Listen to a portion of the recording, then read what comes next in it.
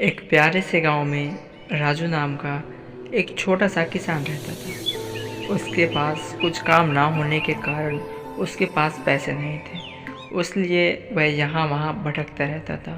काम की तलाश में नगर में भटकता रहता था। एक दिन वह बाजार की तरफ जाता है और उसे उस गांव का सेठ मिलता है। वह सेठ से बातें करता है कि सेठ जी, मुझे नौकरी पर रख लीजिए या मेरे लायक कुछ काम हो तो मुझे बता दो। मुझे पैसों की बहुत ज़रूरत है, मेरे घर में खाने के लिए खाना नहीं है। तो सेठ इतने में जवाब देता है, नहीं भाई, मेरे पास तो कोई काम नहीं है, अगर होगा तो मैं तुम्हें बताऊंगा। फिर राजू वहाँ से उदास होकर चला जाता है क्योंकि उसके पास कुछ काम नहीं था।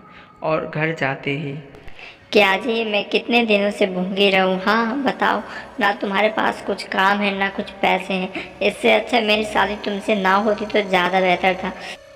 अरे, ऐसा मत कहो भाग्यवान। मैं जल्द ही कुछ काम ढूंढ दूंगा और कुछ पैसे भी।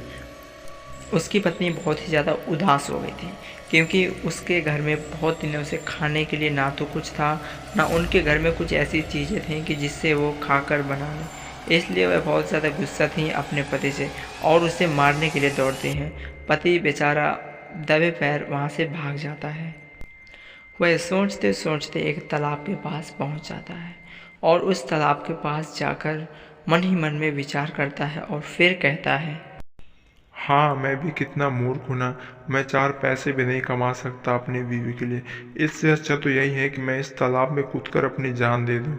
और वह उस तालाब में कूदने के लिए तैयार हो जाता है और वह छलांग लगा देता है।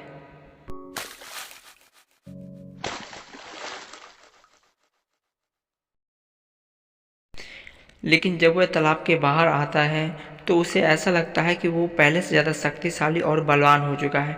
तो फिर वह तालाब से कहता है, अरे, ऐसा कैसे हो सकता है?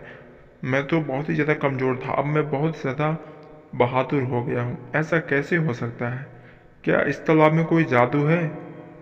हाँ हाँ, मैं तालाब बोल रहा हूँ। अगर तुम इसमें अपनी जान देने के लिए कूदोगे तो उल्टा तुम उसके बहुत ही ज़्यादा शक्तिशाली हो जाओगे, क्योंकि मैं जादुई तालाब हूँ और मैं तुम्हें कुछ ऐसी चीज़ें दूंगा जिससे तुम अगर कुछ उल्टा काम करोगे तो उसका सिद्धा होगा।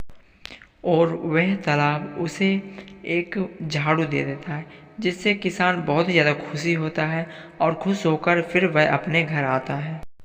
उसकी पत्नी अपने पति को दोबारा देखकर गुस्सा हो जाती है और बेलना लेकर मारने के लिए आती है।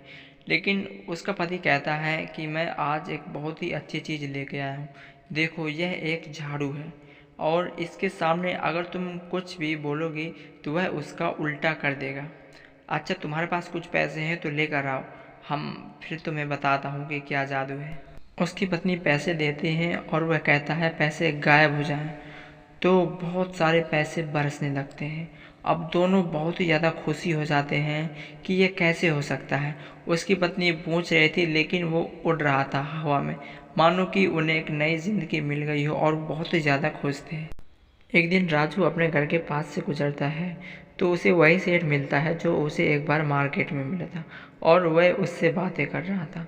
तो इतने में राजू कहता है, अरे मालिक, आप तो बहुत ही ज़्यादा कमज़ोर हो गए हैं। पता नहीं आपको क्या हुआ, बहुत मुरझाए मुरझाए से लग रहे हैं। क्या हुआ है?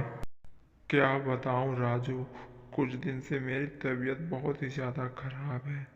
अब पता नहीं क्या होगा मेरा। इतने में राजू कहता है, तुम टेंशन मत करो सेठ जी, मैं कुछ करता हूँ। और राजू कहता है, झाड़ू दिखाकर राजू कहता है, तुम्हारी तबीयत और ख़राब हो जाए।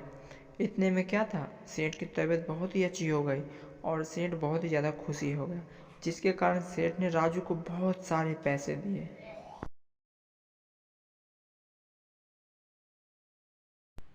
इतने में राजू अपने घर जाता है, बहुत ही खुशी से सारी बात बताता है। उसकी पत्नी बहुत ही ज़्यादा खुश होती है और राजू से कहती है, ओ जी सुनते हो, इसे ना संभाल के रखना, कहीं ये गुम ना हो जाए। इतने में वह झाड़ू गायब हो जाता है क्योंकि झाड़ू उल्टा आदेश समझता था। तो इस कहानी से हमें पता चलता है कि लालच करना बुरी बात है और हमें लालच नहीं करना चाहिए। और वह दोनों उदास हो जाते हैं।